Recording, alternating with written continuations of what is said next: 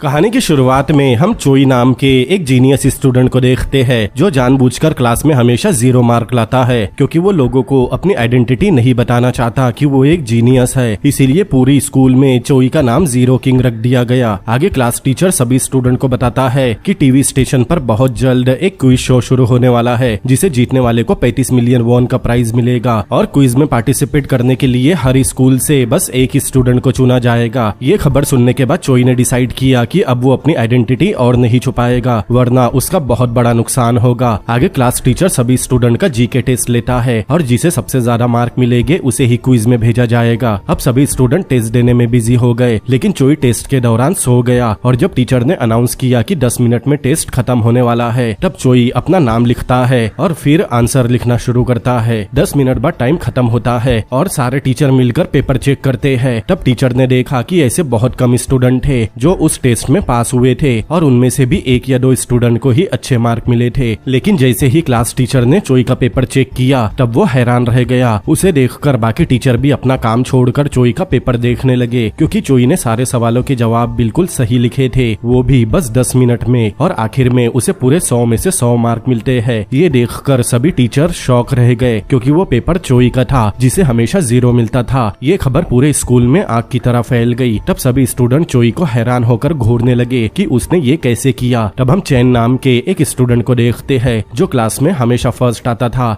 लेकिन चोई के मार्क देखकर अब उसे चिंता होने लगी क्योंकि अब चोई उसका कॉम्पिटिटर बन गया और उसे लगने लगा कि अब चोई उसकी पोजीशन ले लेगा। इसीलिए वो अपने कुछ दोस्तों से मिलता है और उन्हें पूरे स्कूल में ये अफवाह फैलाने कहता है कि चोई ने टेस्ट में चीटिंग की और ये अफवाह देखते ही देखते पूरे स्कूल में फैल गई। सबने यकीन भी कर लिया क्योंकि इससे पहले चोई को हमेशा 0 मार्क ही मिलते थे। ये बात चोई तक भी पहुंचती है लेकिन उसे इस अफवाह से कोई फर्क नहीं पड़ा। लेकिन तभी एक स्टूडेंट उसके फादर के बारे में उल्टा सीधा बोलने लगा। ये सुनते ही चोई भड़क गया और उस स्टूडेंट को पीट दिया। आगे हम चोई के बचपन का फ्लैशबैक देखते हैं और हमें पता चला कि उसके पिता एक फायर कैप्टन थे और उनके काम के लिए उन्हें अवार्ड भी मिला था। अब कहानी प्रेजेंट टाइम में आती है और हम देखते हैं कि उसके क्लास टीचर को भी यकीन हो गया था कि चोई ने टेस्ट चीटिंग करके पास किया है। इसीलिए वो सभी स्टूडेंट के सामने चोई को डांटने लगा, जिस पर चोई बताता है कि उसने कोई चीटिंग नहीं की, लेकिन कोई भी उस पर यकीन नहीं करता। तभी हम चोई की एक क्लासमेट को देखते हैं जिसका नाम इन्हा है। इन्हा को चोई पर पूरा भरोसा था कि चोई ऐसा नहीं कर सकता।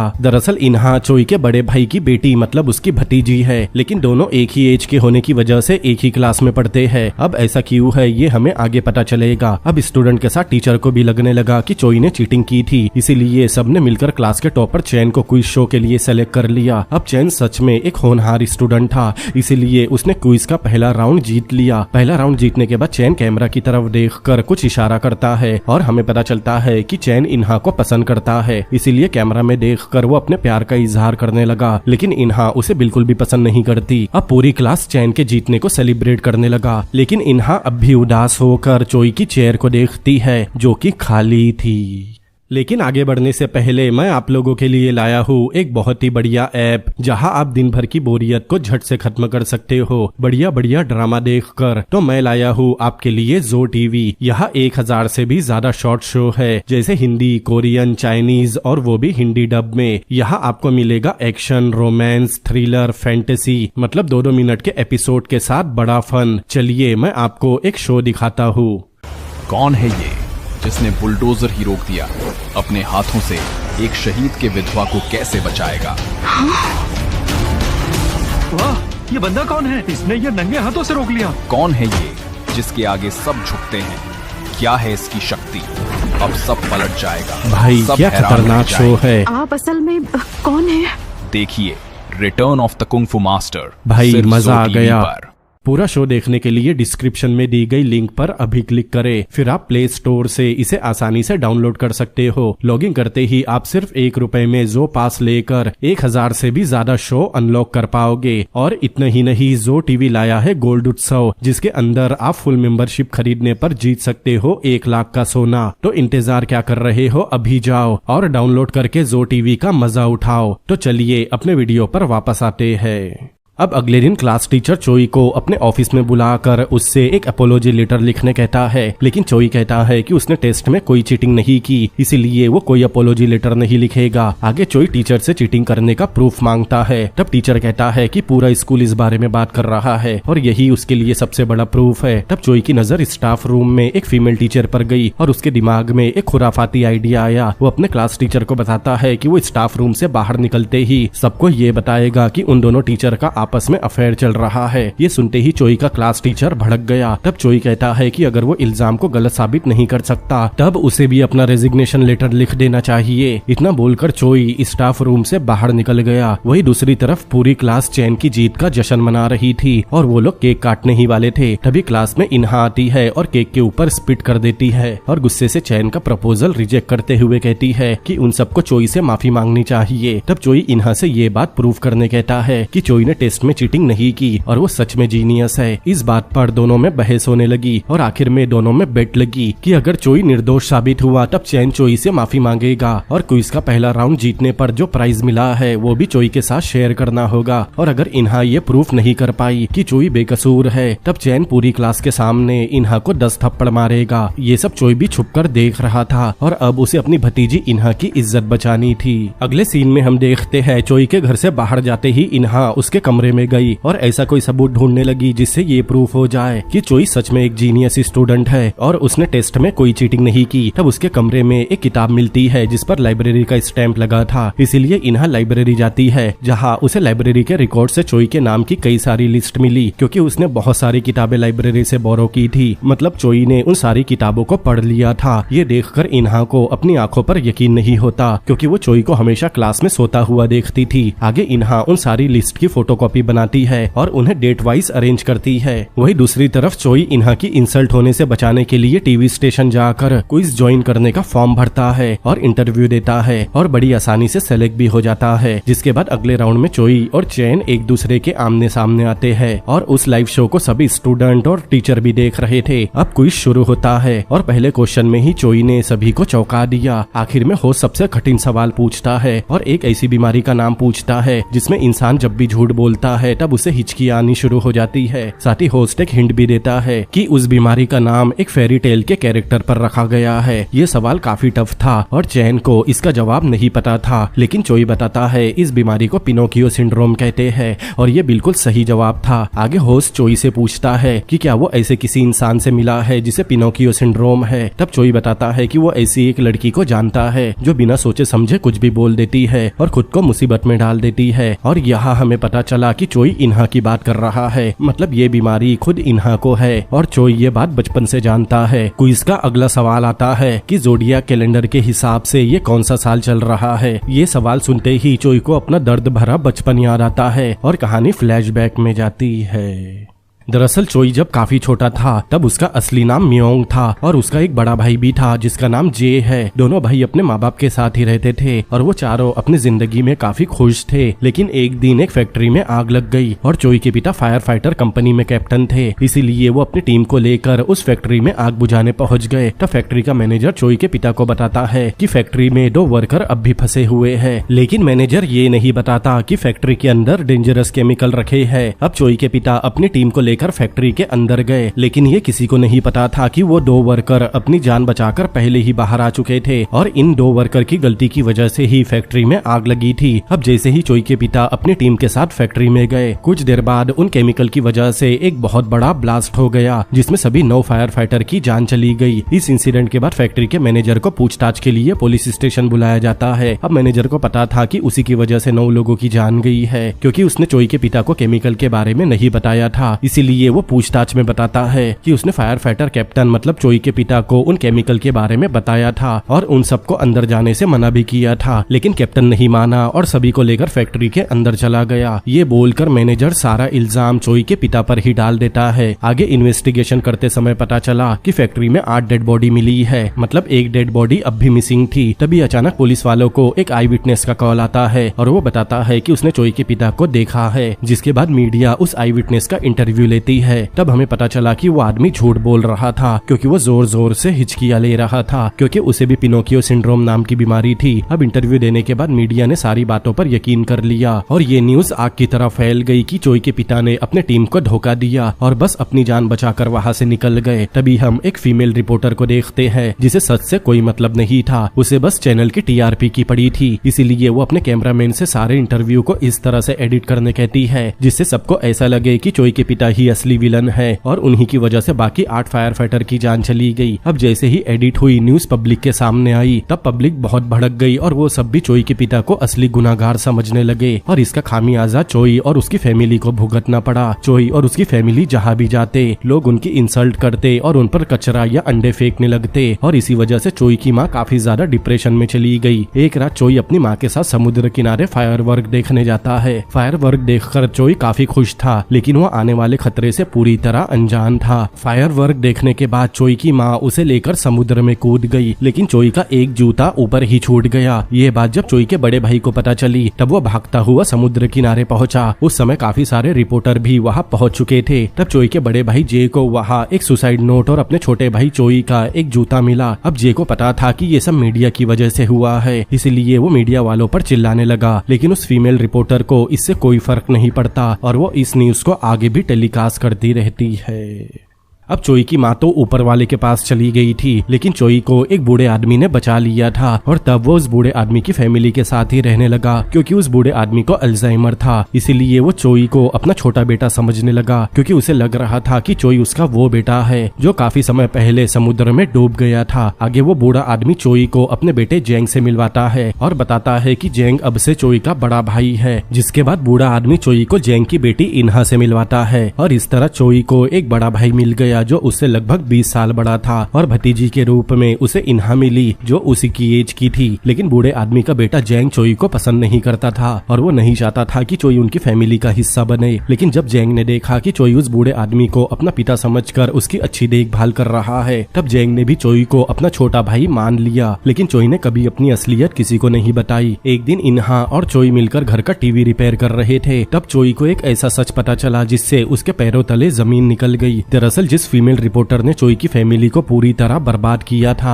वो कोई और नहीं बल्कि इन्हा की माँ थी और ये पता चलते ही इन्हा के लिए चोई का बिहेवियर अचानक से बदल गया। इसीलिए वो अपनी भड़ास निकालने के लिए इन्हा को बुली करने लगा। लेकिन समय के साथ चोई भी समझ गया कि उसके साथ जो कुछ भी हुआ उसमें इन्हा की कोई गलती नहीं थी, इसीलिए उसने इन्हा को माफ कर दिया और दोनों ऐसे ही हंसते खेलते बड़े हो गए। अब कहानी प्रेजेंट टाइम में आती है और हम देखते हैं कि क्विज शो में चोई ने चैन को बड़ी आसानी से हरा दिया। कहानी में आगे हम कुछ समय बाद का सीन देखते हैं। चोई अपनी फैमिली को सपोर्ट करने के लिए एक टैक्सी खरीद लेता है। वही इन्हा का सपना एक रिपोर्टर बनने का था, लेकिन जैसा कि हमें पता है इन्हा को पिनोकियो सिंड्रोम नाम की बीमारी है, इसीलिए उसे कहीं भी रिपोर्टर की जॉब नहीं मिलती क्योंकि वो नर्वसनेस की वजह से बीच इंटरव्यू में ही हिचकियां लेने लगती। एक सुबह इन्हा चोई को जगाती है ताकि वो अपनी टैक्सी में इन्हा को जॉब इंटरव्यू के लिए छोड़ सके। तभी चोई नींद में इन्हा की स्कर्ट पकड़ लेता है। तब इन्हा जोर से चिल्लाती है और चोई को एक पंच मारती है। अब खाने के टेबल पर बूढ़ा आदमी चोई के चेहरे पर पंच का निशान देखता है और उसे लगता है कि मस्ती के चक्कर में इन्हा ने चोई को चोट पहुंचाई, इसीलिए वो इन्हा को डांटता है और अपने अंकल मतलब चोई के साथ इज्जत से पेश आने कहता है। लेकिन इन्हा चाहकर भी नहीं बता सकती थी कि चोई ने उसके साथ क्या किया। अब ब्रेकफास्ट करने के बाद चोई अपनी टैक्सी में इन्हा को उसके इंटरव्यू के लिए ड्रॉप करने जाता है। लेकिन इन्हा इंटरव्यू के लिए काफी नर्वस थी क्योंकि वो जिस कंपनी में इंटरव्यू देने जा रही थी वहाँ उसकी माँ मतलब मिसेस सॉन्ग भी काम करती है जो 13 साल पहले इन्हा और उसकी फैमिली को छोड़कर चली गई थी। तब अचानक इन्हा को उसके फोन से मैसेज आने लगे। अपनी माँ के मैसेज देखकर इन्हा खुशी से पागल हो गई और तुरंत कॉल करके ये न्यूज चोई को बताती है। लेकिन ये न्यूज सुनने के बाद भी चोई खुश नहीं होता क्योंकि चोई के मन में अब भी इन्हा की माँ के लिए नफरत थी।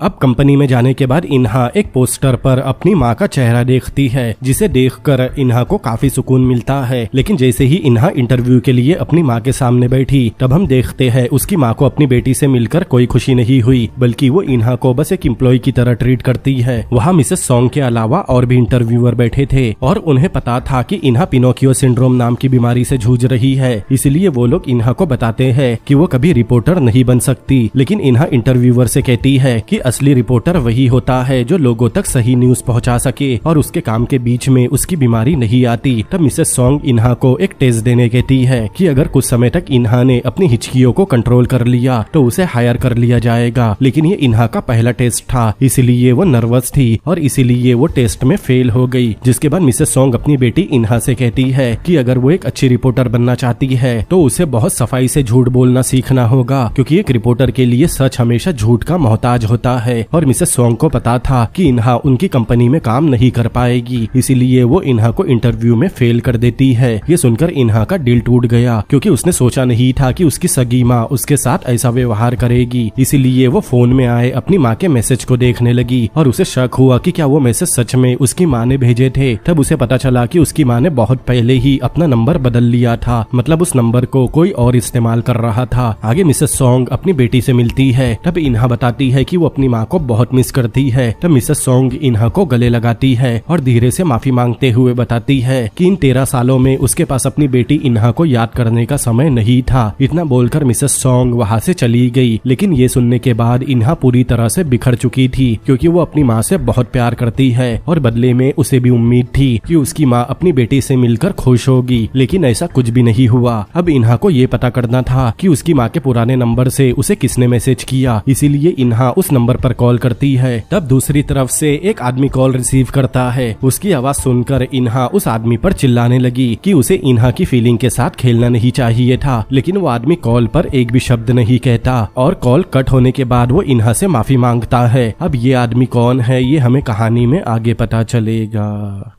कहानी में आगे हम चोई को देखते हैं, जो कंपनी के बाहर इन्हा का वेट कर रहा था। तभी उसने देखा कि इन्हा कंपनी से रोते हुए बाहर निकली, इसीलिए वो कुछ दूरी से इन्हा को कॉल करता है। लेकिन इन्हा चोई का कॉल कट कर देती है और चोई को मैसेज करके बताती है कि वो इस समय अपनी माँ के साथ है और वो अभी बात नहीं कर सकती। लेकिन चोई इन्हा को कंपनी के बाहर एक बेंच पर बैठकर रोते हुए देख रहा था। अब चोई इन्हा को शर्मिंदा नहीं करना चाहता था, इसीलिए वो भी मैसेज करके पूछता है कि सब कुछ कैसा चल रहा है। तब इन्हा मैसेज करके बताती है कि उसकी माँ बहुत अच्छी है और उसका बहुत ख्याल रख रही है। जिसके बाद इन्हा को हिचकियाँ शुरू हो गई। अब चोई उसे और परेशान नहीं करना चाहता था, इसीलिए वो अपनी टैक्सी लेकर वहाँ से निकल गया। लेकिन वो रास्ते में इन्हा के बारे में ही सोच रहा था और आखिर में वो अपनी टैक्सी वापस कंपनी की तरफ मोड़ता है और इन्हा के पास जाता है। लेकिन वापस जाने पर वहाँ चोई को इन्हा नहीं मिलती। तभी चोई ने अपनी सबसे बड़ी दुश्मन मिसेस सोंग को वहाँ खड़ा देखा, जो टैक्सी का वेट कर रही थी। अब चोई की टैक्सी वहीं पर थी, इसीलिए मिसेस सोंग उसे बुलाती है। वही मिसेस सोंग को देखकर चोई की आंखें फटी की फटी रह गई और उसका मन हुआ कि वो मिसेस सोंग को अभी इसी समय जान से मार दे। लेकिन उसे पता था कि इन्हा अपनी माँ से बहुत प्यार करती है, इसीलिए वो अपने गुस्से को कंट्रोल करता है और मिसेस सोंग को अपनी टैक्सी में बैठा लेता है। रास्ते में चोई मिसेस सोंग को बताता है कि वो इन्हा का अंकल है। जिसके बाद चोई पूछता है कि मिसेस सोंग ने अपनी बेटी के साथ ऐसा व्यवहार क्यों किया। लेकिन वो चोई की किसी भी बात का जवाब नहीं देती और कहती है कि इन्हा को रिपोर्टर बनने का सपना नहीं देखना चाहिए। वही दूसरी तरफ इन्हा अपने घर आई और सभी जर्नलिज्म की बुक को जला दिया। कुछ देर बाद जब चोई घर पहुंचा तब उसके पिता बताते हैं कि इन्हा गुस्से में घर छोड़कर चली गई। ये सुनते ही चोई इन्हा को ढूंढने निकल गया, क्योंकि उसे लग रहा था कि कहीं इन्हा कोई गलत कदम न उठा ले। तभी चोई को इन्हा के हॉल टिकट का एक टुकड़ा दिखा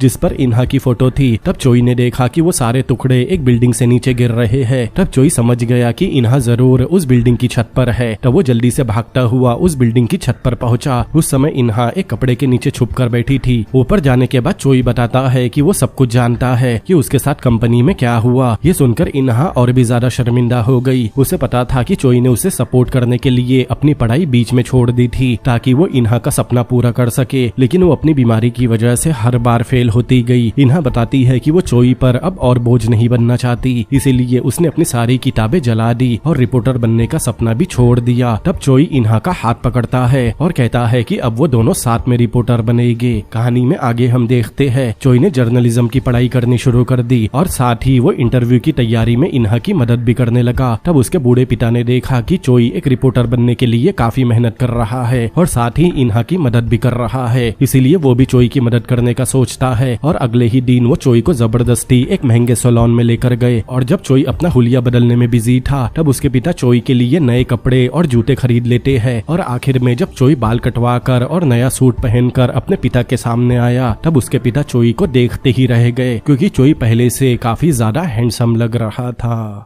अब चोई अपने पिता के साथ घर आया। तब उसका बड़ा भाई मतलब इन्हा का पिता जेंग चोई को पहचान नहीं पाता और अपने बूढ़े पिता से पूछता है कि उनके साथ ये मेहमान कौन है। तब बूढ़ा आदमी जेंग को मजाकिया तौर पर बताता है कि वो मेहमान जेंग का बड़ा भाई है। तभी इन्हा भी अपने कमरे से बाहर आई और चोई को देखकर बहुत खुश हुई। वो कहती है कि उसके अंकल बहुत ज्यादा हैंडसम लग रहे हैं। अब जोंग को पता था कि चोई इन्हा का रियल अंकल नहीं है और अपनी बेटी इन्हा का चोई के लिए अट्रैक्शन देखकर उसे ठीक नहीं लगा, इसलिए वो अकेले में इन्हा को समझाता है कि अब उसे भी अच्छे कपड़े पहनने चाहिए। तब इन्हा अपने पिता जेंग से कहती है कि वो हमेशा उसे एक प्रिंसेस की तरह ट्रीट करते थे, लेकिन अब अचानक अच्छे कपड़े पहनने की सलाह क्यों दे रहे हैं। तब जेंग अपने दिल की बात इन्हा के सामने रखता है और बताता है कि उसे चोई पर भरोसा नहीं और वो इन्हा के भोलेपन का फायदा उठा सकता है। अपने पिता की बात सुनकर इन्हा चौंक गई। वो कहती है कि उन दोनों ने कभी एक दूसरे को गलत नजर से नहीं देखा, लेकिन उन बाप बेटी की बातें चोई भी सुन रहा था और चोई का उदास चेहरा देखकर हमें पता चला कि चोई इन्हा को सच में पसंद करने लगा था। वही इन्हा अपने पिता से बात करने के बाद अपने कमरे में गई और तभी उसे घबराहट होने लगी, मतलब वो अपने पिता से झूठ बोल रही थी और कहीं न कहीं इन्हा भी चोई से अट्रैक्ट होने लगी थी। अब एक कंपनी में रिपोर्टर की हायरिंग शुरू होती है। वही चोई ने जर्नलिज्म की 3 साल की पढ़ाई 1 महीने में ही खत्म कर दी थी, जिसके बाद चोई उस कंपनी में रिटर्न एग्जाम देता है और उस एग्जाम को पास भी कर लेता है, जिसके बाद वो इन्हा के 36वें इंटरव्यू में उसके साथ जाता है। तब वह चोई की मुलाकात सीओ नाम के आदमी से हुई और यहाँ हम देख पाते हैं कि सीओ वही आदमी है जिसने इन्हा को उसकी माँ के नाम से मैसेज किए थे और वो पिछले 13 सालों से इन्हा को उसकी माँ के नाम से मैसेज कर रहा था। लेकिन इन्हा अब भी इस बात से अनजान है कि सीओ वही आदमी है जिससे इन्हा ने कॉल पर बात की थी। दरअसल समय के साथ सीओ के मन में इन्हा के लिए फीलिंग जाग गई थी और वो भी उसे पसंद करने लगा था। आगे हमें ये भी पता चला कि सीओ एक बहुत ही अमीर फैमिली से बिलोंग करता है, लेकिन इन्हा के करीब आने के लिए उसने अपनी आइडेंटिटी छुपाई थी और रिपोर्टर बनने के बहाने इन्हा तक पहुंच गया। अब इंटरव्यू शुरू होता है और तीनों एक ही ग्रुप में थे। तब चोई ने नोटिस कर लिया कि सीओ इन्हा को काफी देर से घूर रहा है, इसीलिए चोई उसके और इन्हा के बीच में आकर खड़ा हो गया और उससे बात करने लगा। अब इंटरव्यू शुरू होता है और उनके सामने एक वीडियो क्लिप चलाई जाती है जिसमें कोई आवाज नहीं थी और उन्हें एक एक करके उस वीडियो को देखकर अपनी रिपोर्टिंग देनी थी और उनके परफॉर्मेंस के बेस पर उन्हें मार्क दिए जाएंगे। अब सबसे पहले चोई उस क्लिप को देखकर रिपोर्टिंग शुरू करता है और वीडियो के हिसाब से फैक्ट्स को सबके सामने रखता है, जिसके बाद 2 और लोग अपनी रिपोर्टिंग देते हैं और उन दोनों के बाद इन्हा की बारी आती है। तब इन्हा एग्जैक्ट वही रिपोर्टिंग देती है जो उसने वीडियो में देखा था। तब इंटरव्यूअर पूछता है कि इन्हा ने अपने मन से रिपोर्टिंग क्यों नहीं दी, वो चाहती तो उसके पहले वाले रिपोर्टर की कॉपी करके उसे और अच्छी तरह पेश कर सकती थी। तब इन्हा बताती है कि उसे पिनोकियो सिंड्रोम नाम की बीमारी है और वो झूठ नहीं बोल पाती। तब चोई बीच में इन्हा की बात काट देता है और इंटरव्यूअर के सामने उसे डिफेंड करने की कोशिश करता है, जिसमें सीओ भी चोई का साथ देता है।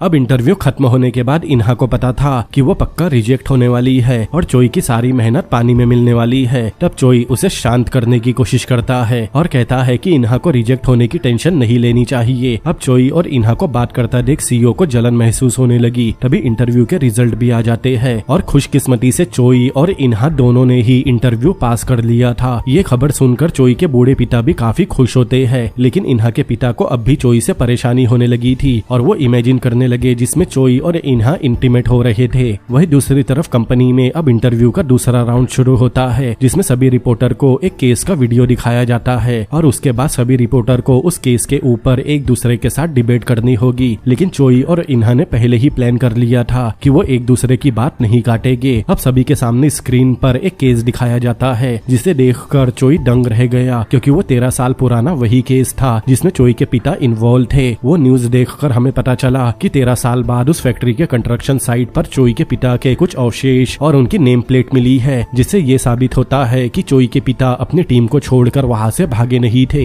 बल्कि वो भी टीम के साथ मारे गए। लेकिन मिसेस सोंग की फेक न्यूज की वजह से 13 साल पहले चोई की पूरी फैमिली बर्बाद हो गई। अब न्यूज खत्म होने के बाद इंटरव्यूअर सभी रिपोर्टर को उस न्यूज के आधार पर डिबेट करने कहता है, लेकिन न्यूज देखने के बाद चोई पूरी तरह से टूट चुका था, क्योंकि उसे भी यही लग रहा था कि उसके पिता अब भी जिंदा है और उसकी माँ की मौत के बाद बाद उसके भाई और पिता ने उसे मरने के लिए छोड़ दिया। अब सभी रिपोर्टर ने अपनी अपनी राय देनी शुरू की, लेकिन चोई अपने गुस्से को छुपाने की कोशिश करने लगा। तभी इन्हा अपनी राय देती है। वो बताती है कि जिस विटनेस ने फायर कैप्टन को देखा था, शायद उससे कोई गलती हुई होगी। अब क्योंकि उस विटनेस को पिनोकियो सिंड्रोम था, इसीलिए उसे लगा होगा कि वो सच बोल रहा है। आगे इन्हा कहती है कि वो बस एक एक्सीडेंट था और उसके लिए किसी को ब्लेम नहीं किया जा सकता। ये सुनते ही चोई को अपने गुस्से पर कंट्रोल नहीं हुआ और वो इन्हा पर जोर जोर से चिल्लाने लगा कि इस केस में ऐसे बहुत से लोग हैं जिन्हें ब्लेम किया जा सकता है। आगे चोई गुस्से में कहता है कि उस रिपोर्टर को और उस विटनेस को पता होना चाहिए था कि वो लोग जो भी बोलेंगे जनता उनकी बातों पर यकीन कर लेगी, लेकिन उन दोनों ने इस बारे में जरा भी नहीं सोचा और उनकी वजह से पूरी फैमिली मारी गई। लेकिन चोई की बातें सुनने के बाद भी इन्हा अपने पॉइंट पर अड़ी रहती है। तब चोई गुस्से में कहता है कि अब उसे समझ में आ गया कि जिन्हें पिनोकियो सिंड्रोम होता है उन्हें कभी भी रिपोर्टर नहीं बनना चाहिए, क्योंकि उनके बताए सारे फैक्ट गलत होते हैं। चोई का ऐसा रूप देखकर इन्हा रोने लगी और वहाँ से उठकर चली गई। तब सीईओ ने भी अपना इंटरव्यू बीच में छोड़ दिया और इन्हा के पीछे चला गया। अब एलिवेटर में जाने के बाद सीईओ उसे शांत करने की कोशिश करता है, लेकिन इन्हा उसकी बातों पर ध्यान नहीं देती और सोचती है कि वो कितनी बेवकूफ है। क्योंकि वो एक डिबेट सेगमेंट था, इसीलिए चोई ने बस अपनी राय रखी और उसके लिए इन्हा को वहाँ से उठकर आना नहीं चाहिए था। तब सीईओ पूछता है कि क्या वो चोई को पसंद करती है। तब इन्हा ने तुरंत ही मना कर दिया, लेकिन तभी इन्हा को हिचकी आनी शुरू हो गई। वही दूसरी तरफ चोई कंपनी की बिल्डिंग की छत पर गया और अचानक फूट फूट कर रोने लगा, क्योंकि अब तक वो भी अपने पिता और भाई को ही दोषी मान रहा था। कुछ देर रोने के बाद चोई ने खुद को शांत किया और सीधा पुलिस स्टेशन अपने पिता के बचे हुए अवशेष लेने पहुंच गया। तब पुलिस वाला बताता है कि चोई से पहले कोई और उसके पिता के अवशेष लेकर चला गया।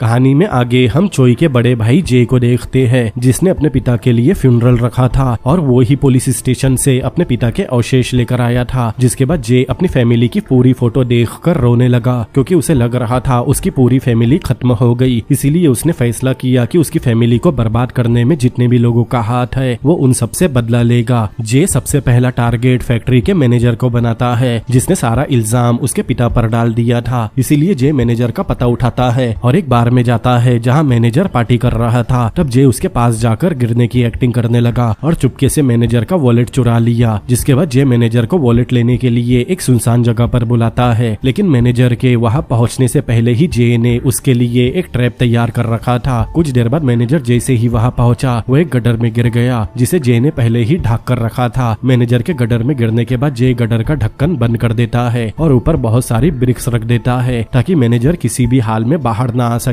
तब मैनेजर उससे अपनी जान की भीख मांगने लगा, लेकिन जे पर मैनेजर की बातों का कोई असर नहीं होता। जिसके बाद जे उन दोनों वर्कर को भी जान से मार देता है, जिनकी वजह से 13 साल पहले फैक्ट्री में आग लगी थी, और उन वर्कर की मौत का इल्जाम मैनेजर पर डाल दिया, क्योंकि वो चाहता था कि दुनिया को मैनेजर का असली चेहरा पता चल सके कि उसने पैसों के लिए अपने पुराने दोस्तों को मार दिया। बिल्कुल वैसा ही जैसा मैनेजर ने उसके पिता के साथ किया था। वही दूसरी तरफ इन्हा ने अपना इंटरव्यू बीच में ही छोड़ दिया था, इसीलिए उसका सिलेक्शन नहीं हुआ। तब उसके पिता जैंग इन्हा को कोई दूसरी जॉब करने की सलाह देते हैं। तब अपने पिता के कहने पर इन्हा एक शॉपिंग मॉल में काम करने लगी, लेकिन कुछ दिन बाद सीईओ उसका पता उठाकर वहां भी पहुंच गया और चोई की बुराई करते हुए इन्हा को अपने इन्फ्लुएंस में लेने की कोशिश करने लगा। अगले दिन इन्हा जब स्टोर पर काम के लिए गई, तभी अचानक इन्हा की माँ मिसेस सोंग वहां आती है और इन्हा को अपनी कंपनी में रिपोर्टर की जॉब ऑफर करती है। दरअसल मिसेस सोंग की कंपनी को टीआरपी मिलना कम हो चुकी थी, इसीलिए वो इन्हा को जॉब ऑफर करती है ताकि वो इन्हा की बीमारी को पब्लिकली स्टंट के तौर पर इस्तेमाल कर सके। ये सुनकर इन्हा तुरंत अपनी माँ का ऑफर ठुकरा देती है। तब मिसेस सोंग इन्हा को समझाती है कि उसे सब कुछ भूलकर अपने सपने के बारे में सोचना चाहिए। इतना बोलकर मिसेस सोंग इन्हा को अपना बिजनेस कार्ड देती है और वहाँ से चली जाती है। बिजनेस कार्ड देखकर इन्हा कंफ्यूजन में थी कि उसे आगे क्या करना चाहिए, क्योंकि उसका सपना तो रिपोर्टर बनने का था, लेकिन हर बार उसकी बीमारी उसके सपने के बीच में आ जाती है। इसीलिए इन्हा अपना काम जल्दी से खत्म करके चोई के ऑफिस में गई और उसे बिल्डिंग की छत पर आने को कहा। छत पर जाने के बाद इन्हा चोई को सीधा बताती है कि जब से उसने इस बात से इनकार किया है कि वो चोई को पसंद नहीं करती, तब से उसे लगातार हिचकी आ रही है। मतलब वो चोई को इनडायरेक्टली प्रपोज कर रही थी। ये सुनकर चोई को भी शौक लगा, लेकिन चोई अपने इमोशन पर कंट्रोल रखता है, क्योंकि इन्हा उसकी सबसे बड़ी दुश्मन की बेटी है और अगर वो इन्हा के प्यार में पड़ गया तो उसे मिसेस सोंग से बदला लेने में परेशानी होगी। प्रपोज करने के बाद इन्हा को भी रियलाइज होता है कि उनकी रिलेशनशिप को कोई एक्सेप्ट नहीं करेगा पड़ेगा क्योंकि चोई उसका अंकल है। इसीलिए इन्हा कहती है कि वो बहुत जल्द ही अपने लिए एक बॉयफ्रेंड ढूंढ लेगी और चोई के लिए जो फीलिंग है उसे खत्म कर देगी। इतना बोलकर इन्हा वहाँ से जाने लगी और चोई उसे चाहकर भी रोक नहीं पाता। आगे इन्हा अपने घर आई और काफी सोच विचार करने के बाद वो अपनी माँ को कॉल करके उसका जॉब ऑफर एक्सेप्ट कर लेती है।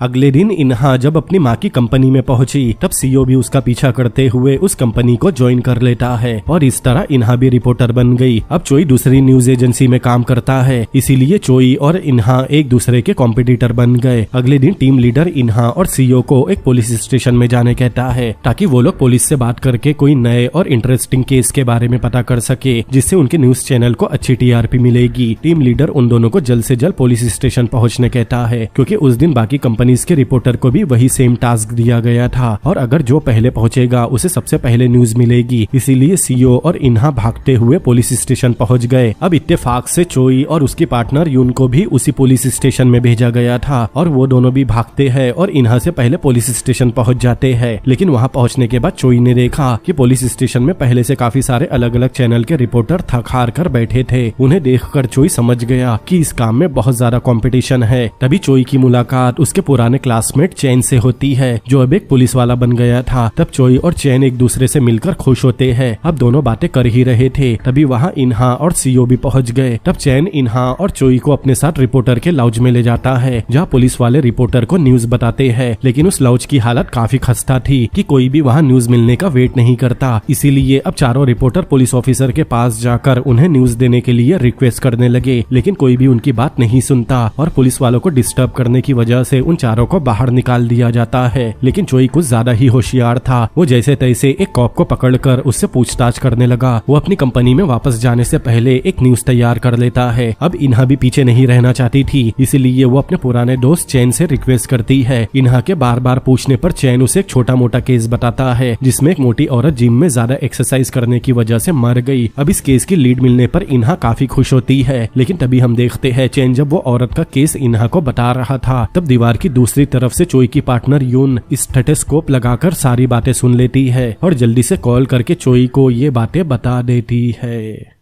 अब चारों ही उस औरत की मौत की इन्वेस्टिगेशन में भिड़ गए, इसीलिए इन्हा और सीईओ उस औरत के बारे में पता करने के लिए हॉस्पिटल गए। तो वही चोई और यून पूछताछ करने के लिए जिम गए। लेकिन सारा दिन भागदौड़ करने के बाद भी उन चारों के हाथ कुछ नहीं लगता। अब उन चारों को पता था कि जिसे भी जिम की सीसीटीवी फुटेज मिलेगी वही सबसे पहले उस न्यूज को अपने चैनल पर दिखाएगा। लेकिन जिम का ओनर वो फुटेज देने से मना कर देता है और कहता है कि उस फुटेज से जिम की रेपुटेशन खराब हो सकती है। लेकिन चारों रिपोर्टर जिम ओनर से फुटेज देखने की रिक्वेस्ट करते हैं, इसीलिए ओनर उन्हें उस लेडी की मौत का फुटेज दिखा देता है लेकिन उसकी कॉपी देने से मना करता है। अब वीडियो देखकर सभी रिपोर्टर नोट लिखने लगे, लेकिन चोई अपना दिमाग चलाता है और चुपके से अपने मोबाइल का कैमरा शुरू करके उस फुटेज को रिकॉर्ड कर लेता है। आगे चोई उस वीडियो के बेस पर इन्वेस्टिगेशन शुरू करता है। तब पता चला कि उस औरत के हस्बैंड ने एक स्लिम मॉडल के चक्कर में अपनी वाइफ को छोड़ दिया था, इसीलिए जलन के मारे उस औरत ने जिम ज्वाइन कर ली ताकि वो स्लिम मॉडल जैसी खूबसूरत दिख सके। अब चोई की पार्टनर यून उस स्टोरी को जल्द से जल्द चैनल पर पब्लिश करना चाहती थी, लेकिन चोई उस स्टोरी को पब्लिश नहीं होने देना चाहता। दरअसल चोई जब उस औरत के फ्यूनरल पर गया था तब उसे पता चला कि उस औरत की बेटी का लीवर खराब हो चुका था और वो कुछ दिनों में मरने वाली है। इसलिए वो औरत अपनी बेटी को लीवर डोनेट करना चाहती थी, लेकिन उसके मोटापे की वजह से उस औरत के लीवर पर फैट जमा हो गया था और उसकी बेटी की सर्जरी से पहले उस औरत को कम से कम 30 किलो वजन घटाना था। इसीलिए उसने जिम ज्वाइन की थी ताकि जल्द से जल्द वो अपनी बेटी को लीवर डोनेट कर सके और इसीलिए वो जिम में जरूरत से ज्यादा मेहनत करने लगी, जिस वजह से उसका हार्ट फेल हो गया। ये बात उस औरत की बेटी चोई को बता रही थी। तभी चोई का ध्यान टीवी पर गया और चैनल पर फुटेज के साथ गलत न्यूज दिखाई जा रही थी। तब उस औरत की बेटी न्यूज देखकर रोते हुए कहती है कि ये न्यूज पूरी तरह से गलत है, क्योंकि वो न्यूज मिसेस सॉन्ग बता रही थी जिसे सच और झूठ एक समान लगते हैं। इसीलिए इन्हा उस औरत की बेटी से मिलती है और पूरा सच पता करने के बाद इन्हा अपनी कंपनी को इन्फॉर्म करती है, जिसके बाद मिसेस सॉन्ग को वापस वापस न्यूज चैनल पर लाइव आकर माफी मांगनी पड़ी और सही न्यूज बतानी पड़ी। वही दूसरी तरफ मिसेस सॉन्ग की न्यूज देखने के बाद चोई का टीम लीडर भड़क गया, क्योंकि उसे पता था वो न्यूज चोई कवर कर रहा था, लेकिन अब वो न्यूज इन्हा की कंपनी चला रही है। इसीलिए टीम लीडर को चोई पर गुस्सा आने लगा। लेकिन न्यूज फ्लैश होने के बाद से चोई गायब हो गया था। तभी हम चोई को देखते हैं जो कंपनी के मीटिंग रूम में अकेला बैठा था। चोई उस दिन को याद करता है जब डिबेट में उसने इन्हा को कहा था कि पिनोकियो सिंड्रोम वालों पर भरोसा नहीं करना चाहिए, क्योंकि वो लोग हमेशा गलत न्यूज बताते हैं। लेकिन अब उससे भी यही गलती हुई थी, इसीलिए वो काफी अपसेट था। आगे घर जाने पर चोई अपने पिता को बताता है कि रिपोर्टर बनना इतना आसान काम नहीं है, क्योंकि इसमें सैलरी बहुत कम है और एक गलती होने पर रोज गालियां खानी पड़ती है। इसीलिए वो अपना जॉब छोड़कर वापस टैक्सी ड्राइवर बनना चाहता था। तब चोई के पिता कहते हैं कि वो ये सब इसीलिए बोल रहा है क्योंकि वो सच से भागना चाहता है। ये सुनकर चोई को खुद पर शर्म आने लगी। फिर वो अपनी हिम्मत बटोरता है और वापस अपनी कंपनी में जाता है और टीम लीडर से कहता है कि वो अपनी गलती की सजा भुगतने के लिए तैयार है। लेकिन टीम लीडर उसे जरा भी नहीं डांटता। टीम लीडर आगे बताता है कि उसके साथ भी एक बार ऐसा हो चुका है। तब उसे समझ में आया था कि ये गलती किसी से भी हो सकती है। इसीलिए टीम लीडर चोई को एक चांस देता है। जिसके बाद सभी रिपोर्टर नई स्टोरी के लिए एक बार फिर से पुलिस स्टेशन गए। तब उन्हें एक फैक्ट्री मैनेजर के बारे में पता चला जिसकी लाश एक गटर में मिली थी, और जैसा कि हमने देखा था कि उस मैनेजर चोई के बड़े भाई जे ने मारा था। उसी केस पर चोई भी काम करता है और उस मैनेजर के कॉल रिकॉर्ड चेक करता है। तब उसका ध्यान एक नंबर पर गया जो उसे काफी जाना पहचाना लगता है। इसीलिए वो उस नंबर पर कॉल लगाता है जो एक ट्रक ओनर का था और उसका पानी सप्लाई का काम था। चोई उस ट्रक ओनर को मिलने बुलाता है, लेकिन जैसे ही वो ट्रक ओनर चोई के सामने आया, चोई उसे देखकर दंग रह गया, क्योंकि उस ट्रक ओनर की शक्ल उसके भाई से काफी ज्यादा मिल रही थी। आगे ट्रक ओनर चोई के पास आता है और उससे मिलकर अपना नाम बताता है, जिसके बाद चोई को कंफर्म हो गया कि वो ट्रक ओनर कोई और नहीं बल्कि उसका बड़ा भाई जे है। तब चोई पूरी तरह से समझ गया कि मैनेजर और 2 वर्कर की मौत का जिम्मेदार उसका भाई जे ही है, जो अपने पिता की मौत का बदला ले रहा है। इसीलिए वो फैसला करता है कि वो अपने भाई जे को अपनी असली आइडेंटिटी नहीं बताएगा। तभी वहाँ पुलिस भी पहुँच गई। इसीलिए चोई अपने भाई का हाथ पकड़कर उसे कहीं और ले जाने लगा, लेकिन ऑफिसर चैन ने चोई को वहाँ देख लिया था। आगे हम दोनों भाई को एक रेस्टोरेंट में बैठा देखते हैं, जहाँ दोनों कुछ देर बातें करते हैं और फिर जाने लगते हैं। तब जे कहता है कि चोई की शक्ल उसके छोटे भाई से काफी मिलती है। तब चोई पूछता है कि क्या वो जे को अपना बड़ा भाई समझ सकता है। ये सुनकर जे काफी खुश होता है और कहता है कि वो दोनों जल्दी ही मिलेंगे। जिसके बाद जे अपना ट्रक लेकर वहाँ से निकल गया। तब चोई जल्दी से एक टैक्सी में बैठकर जे के ट्रक का पीछा करने लगा, क्योंकि वो अपने भाई की कंडीशन देखना चाहता था कि वो ठीक से रह रहा है या नहीं। जे के घर पहुँचने के बाद चोई उसके घर में जाना चाहता था, लेकिन वो अंदर नहीं जाता। कहानी में आगे हम देखते हैं एक चेक पॉइंट पर ड्रिंक एंड ड्राइव करने वालों की चेकिंग चल रही थी। तभी एक ड्राइवर पुलिस से बचने के लिए चेक पॉइंट तोड़कर भागने लगा, लेकिन कुछ ही दूरी पर एक लंगड़ा बच्चा रोड क्रॉस कर रहा था। अब जैसे ही उस बच्चे ने बड़े से ट्रक को आता देखा, वो जल्दी से रोड क्रॉस करने की सोचता है, लेकिन जल्दबाजी में बच्चा बीच रोड पर ही गिर गया, जिसे देखकर ट्रक ड्राइवर भी घबरा गया और जोर से ब्रेक लगा दिए। लेकिन तभी उसका ट्रक पलट गया। अब ट्रक उस बच्चे पर आकर गिरने ही वाला था। तभी दूसरा ट्रक वहाँ आकर उस बड़े से ट्रक को ठोक देता है ताकि उस बच्चे की जान बच जाए। अब कुछ ही दूरी पर इन्हा और उसकी टीम भी खड़ी थी, जिसने ये सब कैमरा में रिकॉर्ड कर लिया था, और जिसने बच्चे की जान बचाई थी वो कोई और नहीं बल्कि चोई का भाई जे था। आगे चोई ये न्यूज टीवी में देखता है कि उसके भाई को इन्हा के न्यूज चैनल ने हीरो बना दिया, क्योंकि उसने एक बच्चे की जान बचाई थी, जिसमें जे को भी छोटी मोटी चोटें आई है। आगे इन्हा जे को ढूंढती है और उसे अपना बिजनेस कार्ड देकर उसे इंटरव्यू के लिए पूछती है। तब जे इन्हा को देखकर बहुत ही अजीब तरह से स्माइल करने लगा। दरअसल कुछ देर पहले ही जे ने मिसेस सॉन्ग और इन्हा को एक बड़े से पोस्टर पर देखा था और उसे पता चल गया था कि इन्हा उसकी सबसे बड़ी दुश्मन मिसेस सॉन्ग की बेटी है। मतलब जे का अगला टारगेट इन्हा बनने वाली है।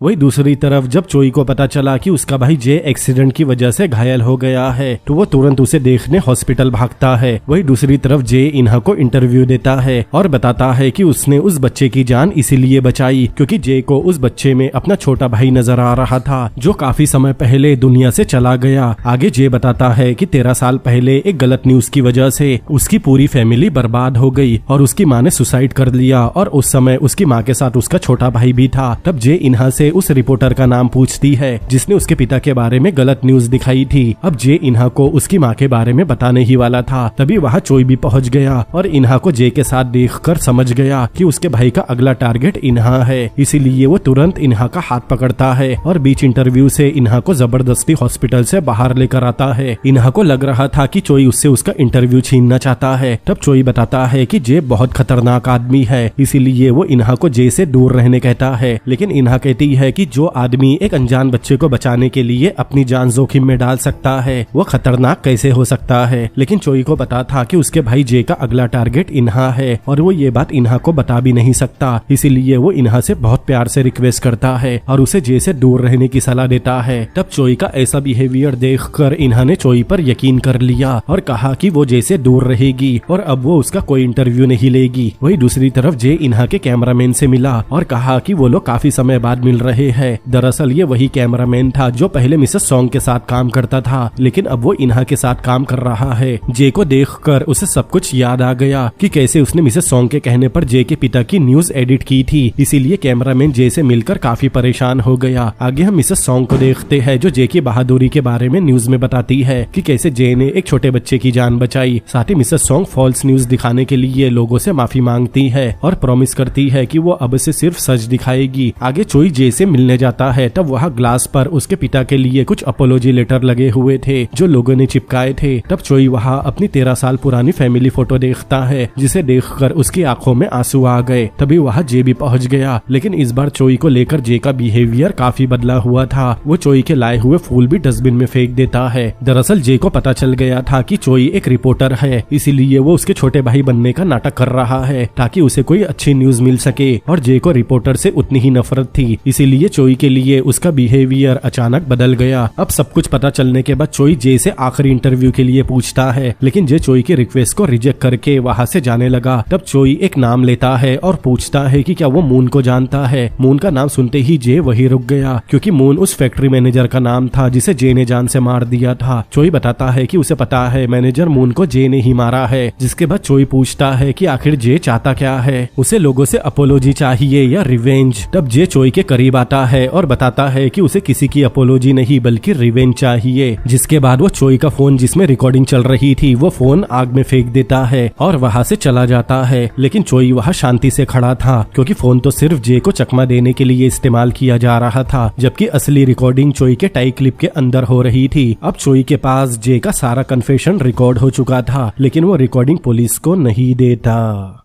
कहानी में आगे हम इन्हा के कैमरामैन को देखते हैं जो इन्हा को 13 साल पहले का जे का अनएडिटेड इंटरव्यू दिखाता है। वो इंटरव्यू देखकर इन्हा को शॉक लगा और उसे पता चला कि जे की फैमिली को पूरी तरह बर्बाद करने में उसकी माँ का हाथ है और उसी पल से इन्हा के दिल में उसकी माँ की सारी इमेज खराब हो गई। आगे कैमरामैन इन्हा को बताता है कि जे के इरादे कुछ ठीक नहीं लग रहे हैं, इसीलिए उसे थोड़ा संभल कर रहना होगा। तभी इन्हा का ध्यान 13 साल पुराने वीडियो के अंदर उस जूते पर जाता है जो सुसाइड करते समय चोई के एक पैर से निकल गया था। तब कैमरामैन बताता है कि वो जूता जे के छोटे भाई का था। तब इन्हा को अचानक याद आया कि ठीक वैसा ही जूता चोई ने बचपन से संभाल कर रखा है, इसीलिए वो जल्दी से घर गई और अपने दादा मतलब चोई के पिता से उस जूते के बारे में पूछने लगी। तब वो बूढ़ा आदमी बताता है कि 13 साल पहले जब उसे चोई समुद्र से मिला था तब वो एक जूता उसके पैर में था। तब इन्हा को एहसास हुआ कि उस दिन डिबेट में चोई फैक्ट्री की न्यूज देखने के बाद उस पर क्यों भड़क गया था। अब इन्हा को पता चल गया कि चोई बचपन से कितना दर्द अपने दिल में छुपा कर उसके साथ रह रहा है। ये पता होने के बाद भी कि वो उसकी दुश्मन की बेटी है, उसने हमेशा इन्हा का ख्याल रखा। इसीलिए इन्हा चोई से मिलती है और पूछती है कि क्या उसका असली नाम मियोंग है। इन्हा के मुंह से अपना असली नाम सुनकर चोई चौंक गया। वो पूछता है कि इन्हा को उसका असली नाम कैसे पता चला। तब इन्हा जोर जोर से रोने लगी और चोई से बार बार माफी मांगने लगी। जिसके बाद चोई उसे शांत करता है और अपनी पुरानी जिंदगी की हर एक बात बताता है, जिसे सुनकर इन्हा समझ गई कि उसकी माँ ने चोई और उसकी फैमिली को पूरी तरह बर्बाद कर दिया। इसीलिए वो फैसला करती है कि वो चोई को अपने तरीके से इंसाफ दिलाएगी। आगे मिसेस सॉन्ग एक एडिटोरियम में पब्लिक लेक्चर दे रही थी। तब लेक्चर खत्म होने के बाद सवाल जवाब का सेगमेंट शुरू होता है। तब इन्हा खड़ी होकर अपनी माँ से पूछती है कि क्या उसने कभी खुद को आगे बढ़ाने के लिए असली फैक्ट्स को मैनिपुलेट किया है। तब मिसेस सॉन्ग तुरंत ही मना कर देती है कि उसने ऐसा कभी नहीं किया। तब इन्हा बैठ गई, लेकिन बैठने के बाद उसकी हिचकियाँ शुरू हो गई। मतलब वो मिसेस सॉन्ग के जवाब से खुश नहीं थी, इसीलिए वो दोबारा खड़ी होती है है और बताती है कि वो मिसेस सॉन्ग के जवाब से खुश नहीं है, क्योंकि 13 साल पहले उसने एक तरफा न्यूज बनाई थी जिससे उसने एक बात को नजरअंदाज कर दिया था कि फायर कैप्टन भागने की बजाय उस फैक्ट्री में भी मर सकते हैं। आगे इन्हा बताती है कि मिसेस सॉन्ग ने फायर कैप्टन की फैमिली के लिए गए इंटरव्यू को ठीक से एडिट करवाकर अपनी बात को सच साबित किया था, और ये साबित करता है कि बिना बेसिक फैक्ट के कोई भी न्यूज काफी ज्यादा खतरनाक हो सकती है, जिससे पूरा परिवार बर्बाद हो सकता है। लेकिन ये सब सुनने के बाद भी मिसेस सॉन्ग खुद को शांत रखती है और इन्हा को बताती है कि उसकी कोई गलती नहीं थी और ये सब उस आई विटनेस की वजह से हुआ था जिसे पिनोकियो सिंड्रोम था और उसी ने सबको मिसलीड किया था। तब इन्हा कहती है कि मिसेस सॉन्ग को इस बात को कंफर्म करना चाहिए था कि वो आई विटनेस सच बोल रहा है या नहीं, इसीलिए एक परिवार को बर्बाद करने में मिसेस सॉन्ग भी उतनी ही जिम्मेदार है। ये सुनने के बाद मिसेस सॉन्ग के पास कोई जवाब नहीं था। लेक्चर खत्म होने के बाद इन्हा को इस बात का डर था कि अब उसे नौकरी से निकाल दिया जाएगा, लेकिन वो चोई से कहती है कि वो चाहे तो मिसेस सॉन्ग से बदला ले सकता है और वो उसके बीच नहीं आएगी, क्योंकि उसे पता है कि उसकी मॉम ने गलत किया है। जिसके बाद इन्हा वहाँ से चली गई। तभी चोई को सीईओ का कॉल आता है और वो बताता है कि जे इन्हा का पीछा कर रहा है।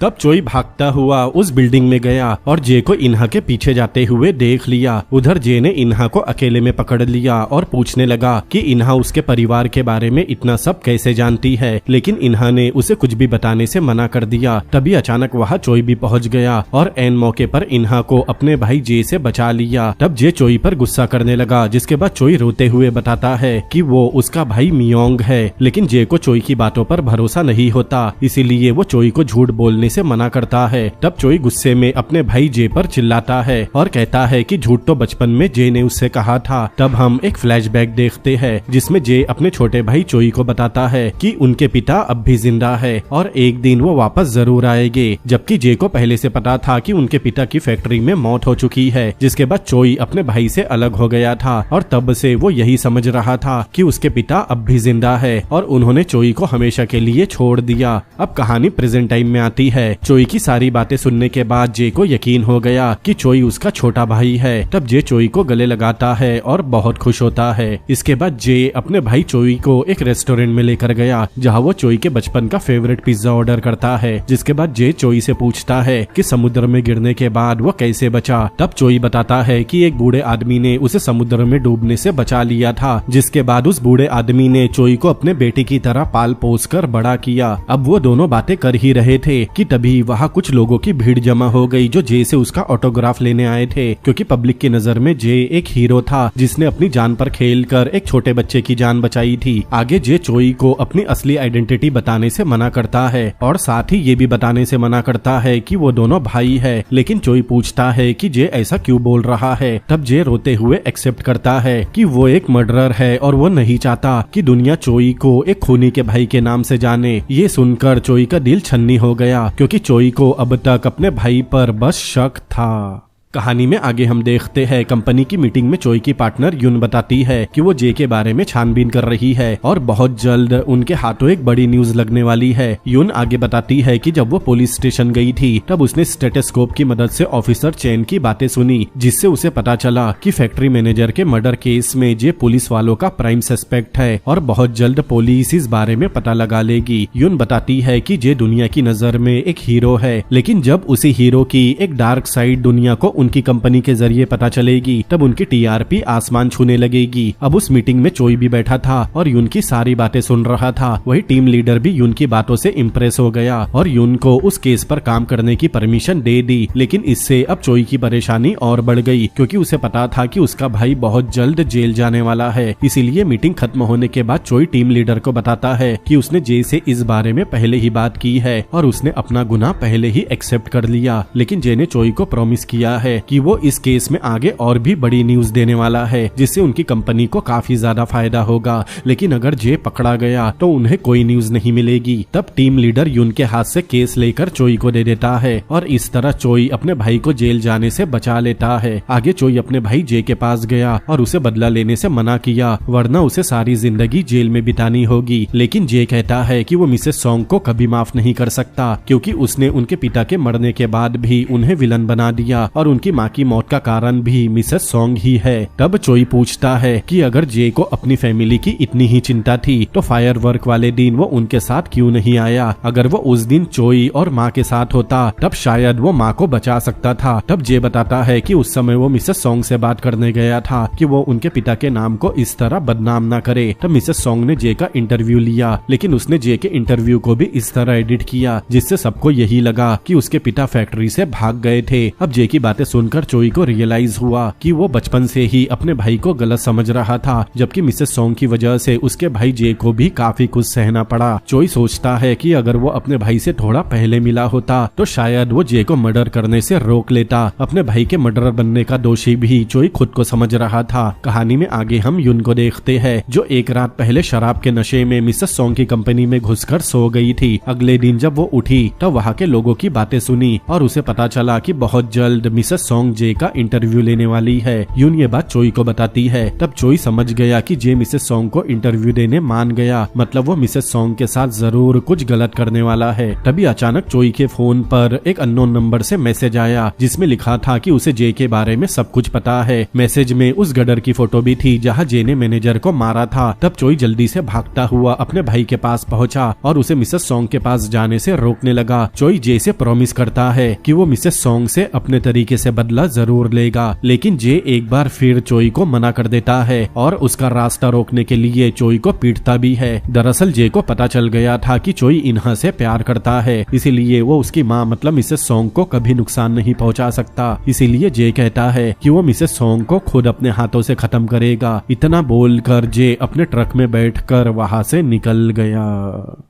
अब चोई उदास होकर वापस अपनी कंपनी में आता है। तब वहाँ इन्हा उसका वेट कर रही थी। इन्हा को पता था कि चोई उसकी वजह से मिसेस सोंग से बदला नहीं ले पा रहा। तब इन्हा चोई से कहती है कि वो उसके और मिसेस सोंग के बीच कभी नहीं आएगी और चोई चाहे तो उसकी माँ से अपना बदला ले सकता है। ये सुनकर चोई रोने लगा क्योंकि अब सच्चाई से पूरी तरह सामना करने का समय आ गया था। अगले दिन चोई अपने भाई जे से मिलता है और बताता है कि उसने इन्हा को हमेशा के लिए छोड़ दिया और उसने अपनी कंपनी को जे के खिलाफ सारे सबूत और रिकॉर्डिंग दे दी। चोई आगे कहता है कि वो एक सच्चा रिपोर्टर है और एक रिपोर्टर होने के नाते वो जे को गलत काम करने से रोकेगा, क्योंकि बदला लेने का मतलब सिर्फ जान से मारना नहीं होता। चोई आगे कहता है कि वो मिसेस सोंग से अपने तरीके से बदला लेगा। इतना बोलकर चोई वहाँ से जाने लगा, लेकिन कुछ दूर चलने के बाद ही चोई को उसी नंबर से कॉल आता है जिसने चोई को मैसेज में गडर की फोटो भेजी थी। तब चोई को पता चला कि वो नंबर किसी और का नहीं बल्कि जे का ही है। दरअसल जे देखना चाहता था कि चो उसके भरोसे के लायक है या नहीं, लेकिन चोई ने अब तक ये बात किसी को नहीं बताई। इसका मतलब चोई अपने भाई से पूरी तरह ईमानदार है। इसीलिए जे डिसाइड करता है कि वो मिसेस सोंग से बदला नहीं लेगा और मिसेस सोंग को बर्बाद करने में चोई की मदद करेगा। कहानी में आगे हम देखते हैं कि जे मिसेस सोंग को लाइव इंटरव्यू देने जाता है। तब मिसेस सोंग चोई का 13 साल पुराना इंटरव्यू पब्लिक को दिखाती है ताकि उसके चैनल की टीआरपी को बूस्ट मिल सके। लेकिन वीडियो खत्म होने के तुरंत बाद ही जे मिसेस सोंग से लाइव इंटरव्यू में पूछता है कि मिसेस सोंग उसका बिना एडिट किया हुआ ओरिजिनल वीडियो क्यों नहीं दिखा रही। ये सुनकर मिसेस सोंग घबरा गई और टॉपिक को चेंज करने की कोशिश करने लगी। तब जे लाइव इंटरव्यू में सबको बताता है कि मिसेस सोंग ने उनके सारे इंटरव्यू को एडिट करके पब्लिक को दिखाया था, जिससे उसके पिता का नाम खराब हो गया और उनकी फैमिली को बहुत कुछ झेलना पड़ा। लेकिन मिसेस सोंग ने इस बात से इनकार कर दिया और सारा इल्जाम अपने पुराने न्यूज रूम पर डाल दिया कि शायद उस समय उसकी टीम से कुछ गलती हो गई होगी। लेकिन जे यहाँ तक नहीं रुका। आगे वो पब्लिक को बताता है कि मिसेस सोंग ने खुद पब्लिक को बताया था कि उसके पिता एक भगोड़े है, जबकि उसके पिता एक बहादुर फायर फाइटर थे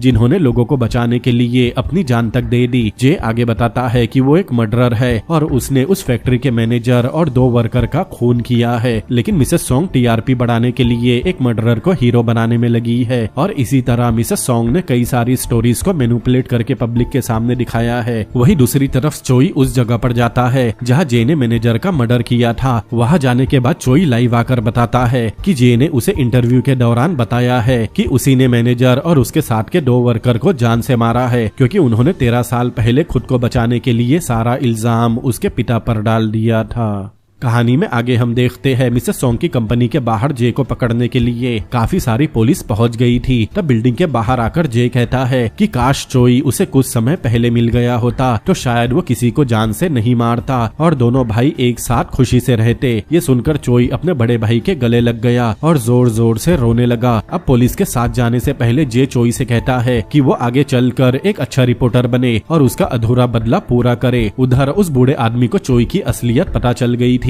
तब चोई उस बूढ़े आदमी के पास जाकर उससे आखिरी बार मिलता है और गुड बाय बोलता है। चोई कहता है कि उसका भाई एक मर्डरर है, इसीलिए वो नहीं चाहता कि उसकी फैमिली को चोई की वजह से कोई भी तकलीफ उठानी पड़े। इसीलिए चोई उस बूढ़े आदमी से एडॉप्शन को डिसॉल्व करने कहता है ताकि सबको पता चले कि वो बूढ़ा आदमी चोई का असली पिता नहीं है और उसे कोई परेशान न करे। ये सुनकर वो बूढ़ा आदमी जोर जोर से रोने लगा। वही दूसरी तरफ इन्हा ने खुद को अपने रूम में बंद कर लिया था क्योंकि वो चोई से बहुत प्यार करती है और उसे जाते हुए नहीं देखना चाहती। आगे हम मिसेस सोंग को देखते हैं जिसकी असलियत पूरी तरह बाहर आने के बाद उसका इतने सालों का करियर बर्बाद हो गया। तब चोई उससे मिलता है और कहता है कि मिसेस सोंग इतनी जल्दी हिम्मत नहीं हार सकती क्योंकि अभी उसे काफी कुछ झेलना है। जिसके बाद मिसेस सोंग की जिंदगी में जितनी भी फॉल्स न्यूज थी वो सब पब्लिक कर दी गई, जिसे देखकर पब्लिक मिसेस सोंग से नफरत करने लगी और कुछ लोग कंपनी के बाहर प्रोटेस्ट करने लगे कि मिसेस सोंग को उस कंपनी से तुरंत निकाला जाए। मिसेस सोंग जब अपनी कंपनी में पहुंचती है तब पब्लिक उस पर अंडे फेंकती है, ठीक वैसे ही जैसे 13 साल पहले चोई की फैमिली पर फेंके गए थे। तब वहाँ चोई आता है और कहता है कि अगर मिसेस सोंग ने अपना काम ठीक से किया होता तो शायद उसे ये दिन देखना नहीं पड़ता। जिसके बाद मिसेस सोंग बाथरूम में खुद को साफ करने जाती है, लेकिन उसके दिमाग में चोई की बात घूमने लगी और उसे खुद पर शर्म आने लगी। इसीलिए मिसेस सोंग एक लाइव प्रेस कॉन्फ्रेंस करती है और पब्लिक के सामने अपनी सारी गलती एक्सेप्ट कर लेती है और साथ ही अपना रेजिग्नेशन भी दे देती है। इसीलिए चोई अपने भाई जे से मिलने जेल जाता है और बताता है कि उसने मिसेस सोंग का करियर पूरी तरह से बर्बाद कर दिया और अब पब्लिक को उसकी असलियत पता चल गई। ये सुनकर जे बहुत खुश होता है और उसे अपने भाई चोई पर गर्व होता है। आगे मिसेस सोंग जब कंपनी में अपना सामान लेने आई तब उसकी बेटी इन्हा उससे मिलने आती है और पूछती है कि अब वो आगे क्या करने वाली है, लेकिन मिसेस सोंग उसके सवाल का कोई जवाब नहीं देती और इन्हा को एक अच्छा रिपोर्टर बनने की सलाह देती है। अब सब कुछ ठीक हो गया था, इसीलिए चोई इन्हा से मिलने जाता है और जो कुछ भी उसके मॉम के साथ हुआ उसके लिए माफी मांगता है, लेकिन इन्हा खुद चोई से माफी मांगती है कि उसे मिसेस सोंग की वजह से इतनी तकलीफ उठानी पड़ी। तब चोई हिम्मत करके इन्हा को किस करता है और बदले में इन्हा भी उसे सेम रिस्पॉन्स देती है। वही दूसरी तरफ इन्हा के पिता जेंग भी उन दोनों की रिलेशनशिप के लिए मान जाते हैं क्योंकि अब चोई उनकी फैमिली का हिस्सा नहीं था। इसीलिए इन्हा की फैमिली का सपोर्ट मिलने के बाद चोई और इन्हा शादी कर लेते हैं और यहीं पर ये कहानी भी खत्म होती है।